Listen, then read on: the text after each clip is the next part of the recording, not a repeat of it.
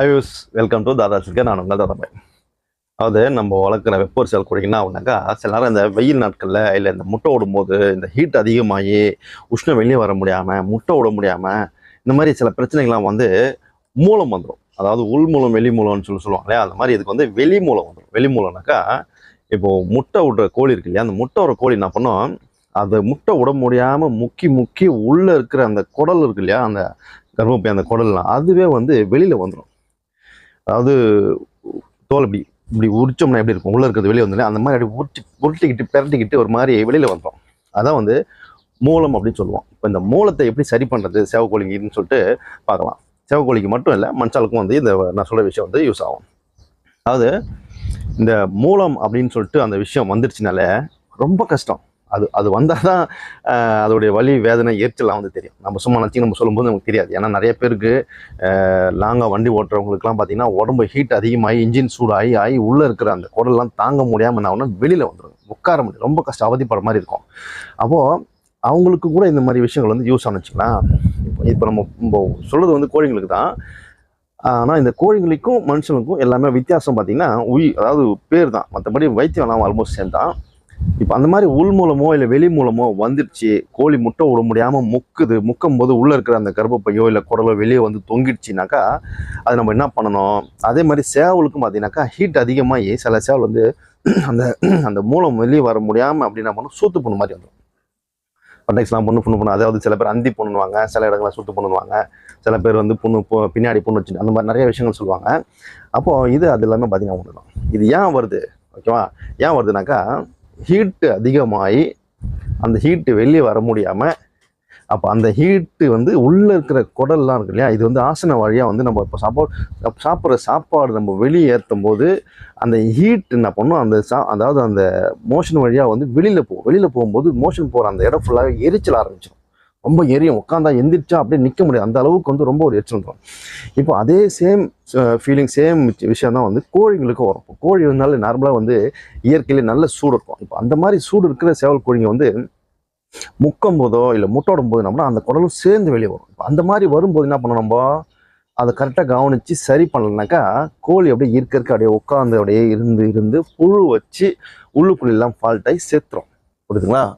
இப்போது அந்த மாதிரி சப்போஸ் வந்துடுச்சு யார்ட்டையாச்சும் இந்த மாதிரி கோழிங்களுக்கு வந்துடுச்சு அப்படின்னாக்கா நீங்கள் என்ன பண்ணுங்கள், சிம்பிளாக நீங்கள் நான் சொல்கிற மாதிரி செய்யுங்க. நீங்கள் அதிகமாக செலவுலாம் பண்ணோம்னா சிம்பிளாக நீங்கள் என்ன பண்ணுங்கனாக்கா அந்த கோழிக்கு வந்து எலக்ட்ரான் பவுடர் இருக்கு இல்லையா, அந்த எலக்ட்ரான் பவுடர் தண்ணியில் கலந்து குடிக்க வச்சுருங்க. சரியா? அதுக்கு வந்து கம்போ கேவரோ கோதுமையோ அந்த மாதிரி நல்லா ஒரு ஹார்டான தீனி வந்து வைக்காதீங்க. இந்த தண்ணியை மட்டும் நிறையா வச்சிங்கன்னா அதுக்கு தேவையானது ஃபுல்லாகவே தண்ணி தான். தண்ணி மட்டுமே நிறையா குடிச்சிட்டே இருக்கும். அப்போது மோஷன் போக முடியாமல் முக்கும். அப்போ நீங்கள் என்ன பண்ணுனாக்கா வாழைப்பழம் இருக்கு இல்லையா, நம்ம நாட்டில் வாழைப்பழம் சின்ன வாழைப்பழம் இருக்கு இல்லையா, அந்த வாழைப்பழம் இல்லைன்னா சிகப்பு வாழைப்பழம் இருக்குது பார்த்தீங்களா, சிகப்பு வாழைப்பழம், இந்த 2 வாழைப்பழத்தை நீங்கள் என்ன பண்ணோம், அதாவது தொண்டையில் போகிற மாதிரி அறுத்து, தொண்டை இடத்துல பழத்தை அறுத்து அதை நம்ம ஊட்டி விட்டணும். அதுவே சாப்பிட்றது வந்து ரொம்ப கஷ்டப்படும்.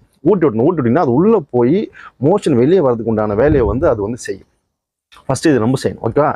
3வது பார்த்தீங்கன்னாக்கா நம்ம ஊரில் வந்து விளக்கெண்ணெய் விற்கும். விளக்கெண்ணெய் இப்போ சப்போஸ் முட்டை விட முடியாமல் முக்கி மூலம் வெளியே வந்து போச்சு, அந்த கோழிக்கு நீங்கள் என்ன பண்ணாக்கா நம்ம ஊரில் விளக்கெண்ணெய், அதாவது ஆமணுக்கு எண்ணெய் இருக்கு இல்லையா, அந்த ஆமணுக்கு எண்ணெயை வந்து வாங்கி உங்கள் கை விரல் நகத்தை வந்து நகத்தை வந்து கட் பண்ணணும்.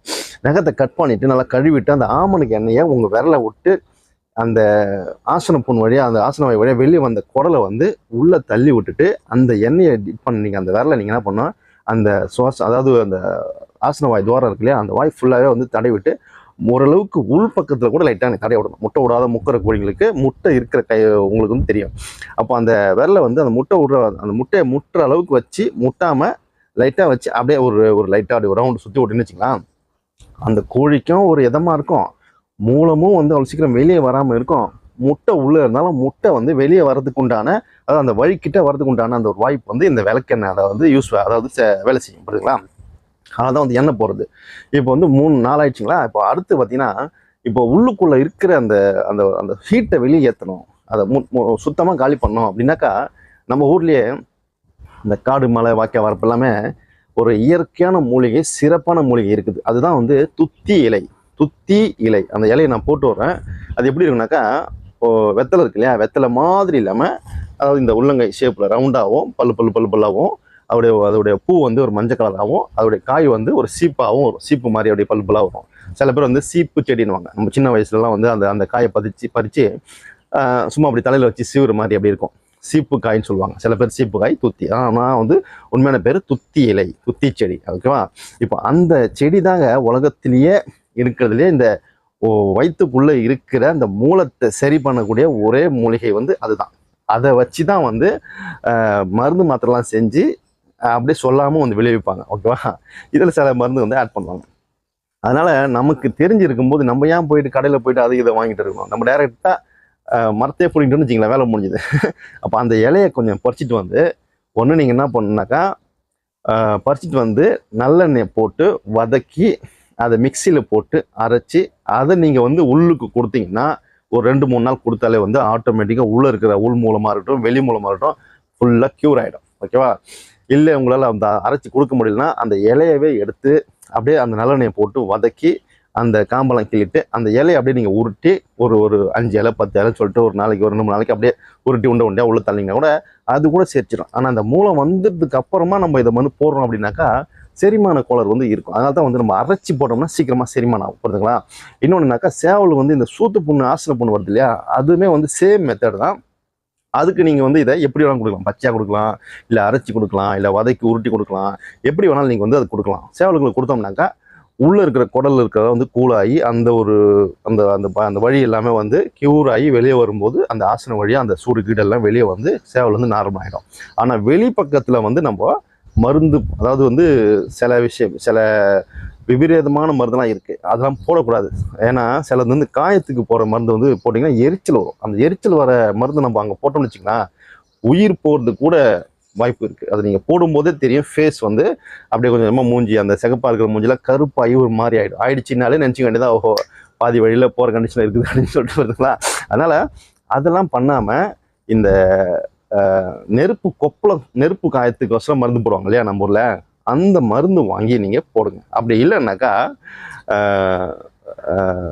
நான் மருந்து வந்து உங்களுக்கு போடுறேன். சப்போஸ் நான் போட மறந்துட்டேன்னா நீங்கள் கமெண்ட்ஸில் கேளுங்க, அந்த மருந்துடைய பேர் நான் உங்களுக்கு போடுறேன். ஏன்னா சில மருந்துடைய பேர் நம்ம போடும்போது அது பல சிக்கல் பிக்கலை கொண்டு விட்டுருது வருதுங்க. அதனால் கமெண்ட்ஸில் கேளுங்க, நான் உங்களுக்கு அந்த மருந்துடைய ஃபோட்டோஸோ இல்லை பேரோ போட்டு விட்றேன். அதை நீங்கள் வந்து வாங்கி யூஸ் பண்ணுங்கள். ஏன்னாக்கா நிறைய மருந்துலாம் இருக்குது, நிறைய பேர் நிறைய விதமாக சொல்லுவாங்க. அப்போ அதெல்லாம் நீங்கள் போட்டு சில பேருக்கு யூஸ் ஆகும், சில பேருக்கு யூஸ் ஆகாது. நமக்கு தெரிஞ்ச விஷயங்கள் உங்களுக்கு சொல்லித்தரேன், நீங்கள் அது வேணால் யூஸ் பண்ணுங்கள். அதனால் கமெண்ட்ஸ் வாங்க. அந்த மாதிரி அந்த மருந்தை எடுத்து நீங்கள் என்ன பண்ணுங்கன்னா அப்ளை பண்ணுங்கள். அந்த மருந்து நீங்கள் அப்ளை பண்ணிங்கன்னா எரிச்சலோ வேதனையோ எதுவுமே இருக்காது. அந்த இடத்த வந்து அந்த எண்ணெய் போல் அந்த பிசு இருக்குல்லையா, அதை போய்ட்டு என்ன பண்ணுவோம், சாஃப்ட் பண்ணி அந்த இடத்துல வந்து வலி இல்லாமல் ஆக்கிடும். சப்போஸ் காயம் இருக்குன்னா அந்த காயத்தை ஆற்றக்கூடிய அந்த பவர் வந்து அந்த மருந்தில் இருக்குது. ரொம்ப கம்மியான வேலை, சூப்பரான மருந்து வச்சிங்கன்னா அதை வந்து நீங்கள் அதுக்கு அப்ளை பண்ணி அழகாக ஒரு 2-3 நாள் கண்டினியூ பண்ணதுக்கப்புறமா அப்புறமா அப்படியே ஸ்லோவாகி கோழி வந்து நிறைய சரியாயிடும். ஓகேவா? எனக்கா சில பேர் தெரியாது, பார்க்க மாட்டாங்க. ஒரு 3 நாளைக்கு அப்புறம் பார்த்தீங்கன்னா வெளி பக்கம் நம்ம நாக்கு நீட்டினா எப்படி இப்போ எனக்கு சின்னதாக வருது இல்லையா, சில பேர் பெருசாக வரும், இது வரைக்கும் வரும். அந்த மாதிரி வெளியில் மூளை வந்து இப்படி வெளியே வந்துடும். மூளைன்றது உள்ள இருக்கிற குடல் தான் வெளியில் வருது, மூளைன்றோம். இப்போ அந்த அளவுக்கு வெளியே வந்து போச்சுன்னா பார்க்கும்போது நமக்கு ஒரு மாதிரியா இருக்கும், என்னடா இது இந்த மாதிரி இருக்குச்சே அப்படின்னு சொல்லிட்டு சில பேர் அதை பார்த்தாங்கன்னா மயக்க கூட வந்துடும். புரியுதுங்களா?